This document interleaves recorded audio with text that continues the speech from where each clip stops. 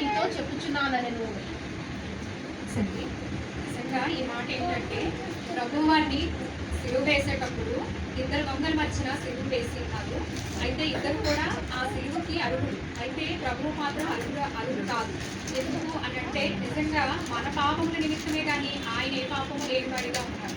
మనం పాపం చేసేదానికి ఏంటి జీతం అంటే మరణమే కదండి. ఆ మరణాన్ని మన కొరకు తప్పించడం కొరకు మన కొరకు ఆయన సిలువలో ఎంతో మరి ఎంతగానో గాయములు పొందాడు, మరి అవమానం పొందాడు, ఎంతగానో నలగగొట్టబడ్డాడు. అయితే ఇద్దరు దొంగలు కూడా అక్కడ ఆ మాట ఏంటంటే, ఒక దొంగ ఏంటంటే గ్రహించి అక్కడ దేవుణ్ణి అడుగుతాడు, ప్రభువా నీ రాజ్యంలోనికి వచ్చినప్పుడు నన్ను జ్ఞాపకం చేసుకోవా అని అడిగినప్పుడు ప్రభువు ఈ మాట పలికాడు. అందుకు ఆయన వానితో నేడు నీవు నాతో కూడా పరదేశంలో ఉండువని నిశ్చయముగా మాట ఇచ్చాడు. నిజమే. ఈ మాట పలకడానికి ముందుగా మనము ఒక లేఖను చదువుకున్నామండి. మత్తయి సువార్త 27:38-44 వరకు చదువుతుంది. దేవుని కుమారుడని చెప్పిండు కనుక ఆయనకి ఇష్టడైతే ఆయన ఇప్పుడే వారిని తప్పించడని చెప్పింది. అలాగే ఆయనను నిందించింది. మధ్యాహ్నం మొదలుకొని అయితే ఇక్కడ సిలువ వేయబడ్డ దొంగల మధ్య ఒక దొంగ ఏమని అడుగుతున్నాడంటే, దేవుణ్ణి ప్రాధేయపడుతున్నాడు. ప్రభువా నీ రాజ్యంలోనికి వచ్చినప్పుడు నన్ను జ్ఞాపకం చేసుకునే మాట అనేది ఉంది కదండి, ఆ మాటకు ప్రాధేయపడుతున్నాడు. అందుకు ప్రభు అయితే ఉత్తరమిచ్చాడు అని, అయితే నీవు రక్షించబడతావు, నా రాజ్యంలో నువ్వు ఉంచుతానని చెప్తున్నాడు. అయితే ఒకటి ఏంటంటే, ఇక్కడ చదవబడిన మత్తయిలోనైతే ఈ దొంగలు ఒక్కడే మనకి ఇక్కడ వచనంలో ఏం కనబడుతుందంటే, ఒక్క దొంగే దూషించాడు, ఇంకొక దొంగ ఏంటంటే ప్రాధేయపడ్డాడు, రక్షించబడ్డాడని మనకు తెలుస్తుంది. కానీ మత్తయి సువార్త 27వ అధ్యాయంలో ఏంటంటే, ప్రతి ఒక్కరితో కూడా ఆయన ఇద్దరు దొంగలు కూడా దూషించారు, అవమానపరిచారు, బాధించారు, గాయపరిచినట్టు మాటలతోటి గాయపరిచారు, అవహేళన చేశాడు.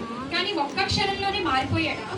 అది మనం గ్రహించుకోవాలి. నిజమే కదా, చాలా మంది అంటూ ఉంటారు. అయితే ఈ మాటకి ఆ దొంగ ఎలా మారాడు, ఎక్కడ మారాడు, ఎందుకు మారాడు అనేది మనకు తెలియాలి కదా. దేవుడు సిలువలోని పలికిన మొదటి మాటే కారణమైందంట.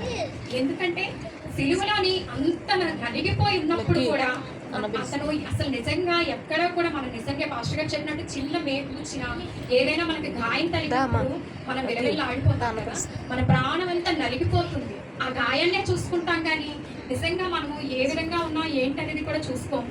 అయితే ఆ నొప్పిలో మన దగ్గరికి ఎవరైనా వచ్చి ఏదైనా అడిగితే మనం ఇవ్వగలమండి? ఇవ్వలేము.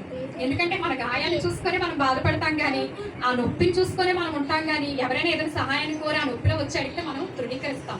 కానీ నిలువెత్తుగా నా తండ్రి నిజంగా సిలువలో ఎంతగానో మరణము పొంది అంతగా నలిగిపోయి అలసిపోయి సొలసిపోయి ఉన్నప్పుడు కూడా ప్రభువు ఆ దొంగని తృణీకరించలేదు. ఆ ఒక్క క్షణంలోనే ఆయన మాటకు ఆ విని ఆ ముందు మాటకు ఎక్కడైతే క్షమించబడి, అంటే పరిసర్యులు 10 శిష్యులు ఇంకా వినిన మనం కూడా నిజమే కదా, మనం కూడా ప్రతిసారి వస్తాం కానీ ప్రతిసారి ఏదో ఒక విధంగా సర్దుకుంటాం, ఒప్పుకుంటాము మనం. అలాగే అక్కడ అంత దేవుని మాటలు వినిన వారు కూడా, రక్షించబడిన వారు, అద్భుతాలు చూచిన వారు కూడా దేవుని గ్రహించలేక లాస్ట్ టైంలోని సిలువ వేయమని కేకలు వేశారు. ఆయన్ను ఎంతగానో సిలువకు అప్పగించారు. కానీ ఆయన ఏ విధమై ఉన్నాడో గ్రహించలేకపోయాడు. అయితే ఈ దొంగ ఆ ఒక్క మాట బట్టి పట్టబడాడంట. ఎక్కడంటే క్షమించమని అడిగినప్పుడు దేవుడు ఆ గాయాలతో నలగొట్టబడినప్పుడు కూడా ఆయనంట మన కొరకు, మన పాపముల నిమిత్తము మనం చేసిన దానికి నిమిత్తము కూడా క్షమించమని అడిగినప్పుడు అంట ఆ మాట పట్టుకున్నాడంట ఆ దొంగ ఆ మాట ద్వారా రక్షించబడ్డాడంట. అయితే నిజంగానే లోకంలోని మనం